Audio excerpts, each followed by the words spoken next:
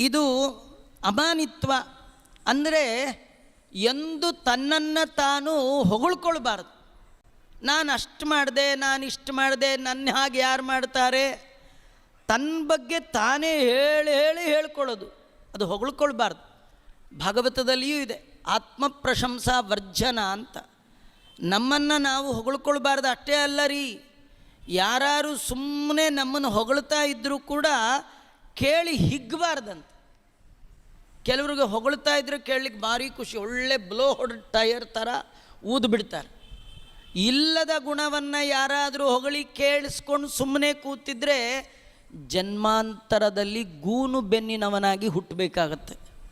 ಯಾರು ನಮ್ಮಲ್ಲಿ ಇಲ್ಲದ್ದೇನಾದ್ರು ಹೊಗಳಿದ್ರೆ ಹೇಳಬೇಕು ಅವ್ರಿಗೆ, ಅಯ್ಯಯ್ಯೋ ಅದೆಲ್ಲ ಹೇಳಿಬಿಡಿ, ನನ್ನ ಹತ್ರ ಯಾವೂ ಇಲ್ಲ. ಇದ್ದದ್ದನ್ನು ಹೇಳಿದರೂ ಕೂಡ ಅದು ನಂದಲ್ಲ, ಒಳಗಿರುವ ಭಗವಂತನದು ಅಂತ ದೇವರಿಗೆ ಅರ್ಪಣೆ ಮಾಡಬೇಕು. ಅಂದಮೇಲೆ ಇಲ್ಲದ್ದಂತೂ ಎಂದೂ ಹೊಗಳಿಸ್ಕೊಳ್ಳಿಕ್ಕೆ ಹೋಗಬಾರ್ದು.